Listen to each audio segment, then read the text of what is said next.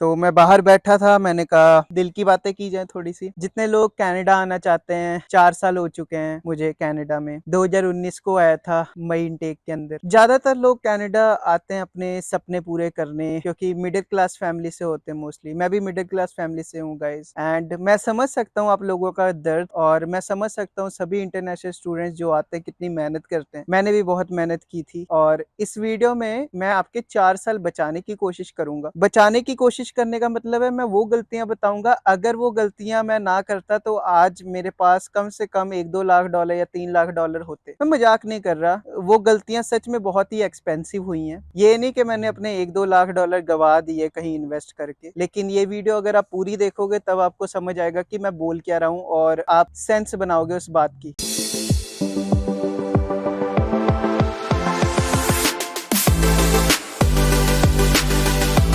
लोग, मेरा नाम प्रियांशु गुप्ता है। Welcome to Priyanshu vlogs YouTube channel. तो मई 2019 में जब मैं आया था तब मैंने $2000 लेके आया था। मम्मी ने मुझे $2000 दिए थे और साथ में जीआईसी थी। जब मैं 2019 मई को आया तो मेरे पास रहने की जगह नहीं थी, तो मेरी फ्रेंड ने हेल्प कर दी थी, दिलप्रीत। मैं ऑलरेडी उसके बारे में कितनी बार बता चुका हूँ, एंड ऐसे लोग बहुत ही मुश्किल से मिलते हैं। तो आपकी जो भी मदद करे बुरे टाइम में, कभी भी उन लोगों को कभी ना भूलना अपनी जिंदगी में। तो सबसे पहली गलती जो मैं बताने जा रहा हूँ वो है कि अपने आप को एजुकेट करना। हम सब कोर्स ले लेते हैं, वो दूसरों के कहने पे लेते हैं, और मोस्टली यहाँ पे 80% जो लोग कोर्स लेते हैं ना, वो आगे उसको परस्यू नहीं करते। जैसे मैंने वेब डिजाइन एंड डेवलपमेंट लिया था, लेकिन मेरा इंटरेस्ट इतना ज्यादा नहीं बना वेब डिजाइन एंड डेवलपमेंट में। तो जो पैसे मैंने लगाए थे, मेरे पेरेंट्स ने लगाए थे 20, 22, 40 हजार डॉलर। हाउएवर मुझे पोस्ट ग्रेजुएशन वर्क परमिट मिल चुका है, मेरी पीआर की फाइल प्रोसेसिंग में है। तब भी यहाँ पे लोग मोस्टली लेबर जॉब करते हैं, एंड लेबर जॉब का मतलब मैं बुरा नहीं बोल रहा लेबर जॉब को, लेकिन उस चीज का क्या फायदा कि कोई भी इंसान दूसरी कंट्री से आए वर्क परमिट पे, वो भी लेबर जॉब कर रहा है, और आप $40,000 लगा के तब भी लेबर जॉब कर रहे हो। तो पहली गलती मैं आपको ये बताऊंगा कि जो मैंने की थी अपने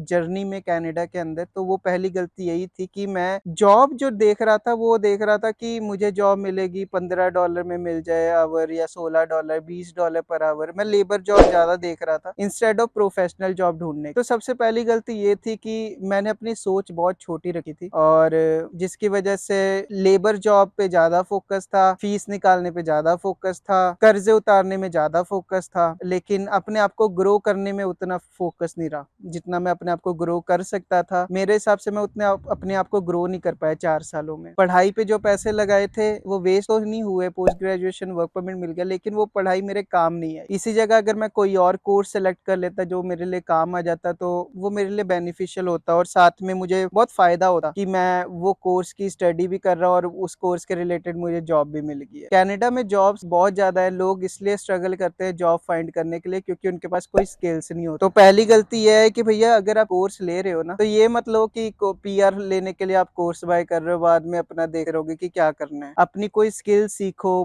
कोई इनकम बनानी सीखो, ये चीज कर रहे हो, ठीक है। पहली गलती मैंने आपको बता दी। अगर दूसरी गलती के बारे में बात की जाए तो दूसरी गलती मेरी ये थी कि अपने आप में इन्वेस्ट नहीं कर रहा था मैं। अपने आप में इन्वेस्ट करने का मतलब है मैं बुक्स नहीं पढ़ता था। तो मुझे बुक्स बहुत ही ज्यादा वाहियात लगती थी कि क्या बुक पढ़ना, कुछ नहीं होता इससे, काम करते रहो, काम करने से $100 एक दिन का बनता है, और 150-150 भी बन जाता है। काम करो, बुक्स कौन पढ़ेगा। ये आदत ना हर एक इंसान को होनी चाहिए, बुक्स पढ़ने की, ठीक है। और अगर आप सीरियसली मुझे सुन रहे हो तो पढ़ोगे, अदरवाइज मिलियंस ऑफ वीडियोस तो है यूट्यूब पे, आप अपना टाइम पास कर सकते हो, मुझे कोई प्रॉब्लम नहीं है। लेकिन मैं ये वीडियो इसलिए बना रहा हूँ ताकि मैं अगर आने वाले 10 साल में ये वीडियो देखूं, तो चाहे दो बंदों की भी लाइफ चेंज हो इस वीडियो से, तब मैं सक्सेसफुल हूँ। मुझे इतने व्यूज का घमंड नहीं है कि मुझे व्यूज चाहिए, लालच नहीं है। तो मैं इसलिए ये एक्सपीरियंस शेयर करता रहता हूँ अपने यूट्यूब चैनल पे। तो अगर आप अभी तक कंटिन्यू देख रहे हो तो सब्सक्राइब करके बेल नोटिफिकेशन ऑन कर लो, क्योंकि मैं बहुत सारी चीजें लेके आने वाला हूँ जो आपकी आंखें खोल दे, ठीक है। 4 साल बहुत बड़ी चीज होती है, पेरेंट्स से दूर रहना और अपना काम करना, it's a very big thing, right. तो उसके बाद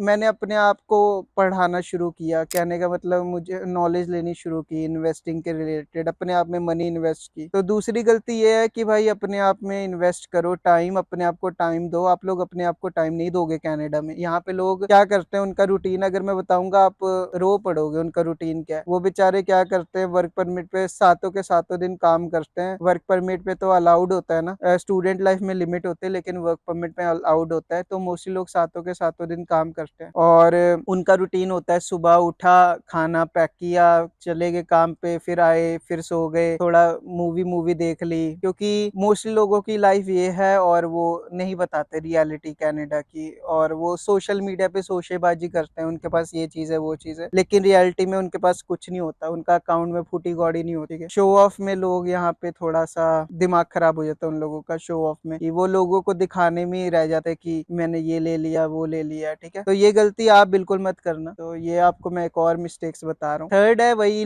लिविंग बिलो योर मीन्स। तो गलती मैंने की थी जब मैं नया नया आया था, मैंने गाड़ी ले ली थी, और आप लोगों में से कई लोगों को पता भी नहीं था होगा कि मैंने गाड़ी ली थी, और वो हमने मिलके गाड़ी ली थी 3 लोगों ने, और बाद में मुझे पता लगा कि ऐसे तो कभी काम ही नहीं चलेगा, 3 लोग कभी गाड़ी ले ही नहीं सकते, इंश्योरेंस स्प्लिट हो जाती है, मैं गाड़ी नहीं चला पाता, राइट, तो इंश्योरेंस में नाम होना चाहिए, बहुत सारी चीजें हो जाती हैं। तो शुरू में आके गाड़ी लेना मेरे हिसाब से कोई फायदा नहीं है। मोस्ट लोगों को हो जाता है फायदा, क्योंकि वो जॉब अगर दे रही है गाड़ी तो गो फॉर इट, बट पुरानी गाड़ी के पास नई गाड़ी कभी भी ना चूज करना, ये मेरा पॉइंट ऑफ व्यू है। और अगला है कि always live below your means. उसके बाद मैंने कसम खा ली थी कि मैं अपनी जो अर्निंग है उससे ज्यादा पैसे खर्चा नहीं करूंगा कभी भी। तो 4 साल हो गए मैंने गाड़ी तक नहीं ली। रीजन यही है कि मुझे अभी पहले कर्जे उतारने हैं, राइट, जो मेरा बड़ा डेट था वो उतार दिया, मेरा भाई कनाडा आ गया है, तो अगर मैं गाड़ी ले लेता मैं इंश्योरेंस ही पे करता रहता, और इंश्योरेंस अगर पे करता रहता उसका कोई बेनिफिट नहीं है। हाउएवर अगर मेरे मम्मी आएंगे पापा आएंगे तब मैं गाड़ी ले लूं, तब मुझे भी फायदा हो जाएगा, राइट, मैं उनको बस में थोड़ी घुमाऊंगा। लेकिन जब तक आप अकेले हो तो आई विल सजेस्ट कि आप गाड़ी ना लो, बस में ट्रैवल करो, टोरंटो एरिया में अगर हो जीटीए में। बाकी प्रोविंसेस में आपको गाड़ी लेनी पड़ेगी क्योंकि वहां पे बस स्टॉप्स हैं वो ज्यादा होते नहीं, वहां पे बस बहुत कम होते। तो बाकी प्रोविंसेस में अगर आप जा रहे हो तो डेफिनेटली तब आप गाड़ी लो, लेकिन पुरानी लो। और always live below your means. मैंने बहुत से लोगों को देखा है वो अपनी औकात से ज्यादा ही पैसे खर्चते हैं, बाद में डेट के वो चक्कर में फंसते हैं और बाद में वो और नीचे जाते रहते। तो मैं आपको यही सजेस्ट करूंगा कि प्लीज रिक्वेस्ट है हाथ जोड़ के ये गलतियां मत करना। और अगर आपको पार्ट 2 चाहिए तो कमेंट करना, और आप कमेंट करके बताओ कि क्या मैं सही हूँ। मैं कई चीजों में गलत भी हो सकता हूँ, मैं कोई भगवान नहीं हूँ, लेकिन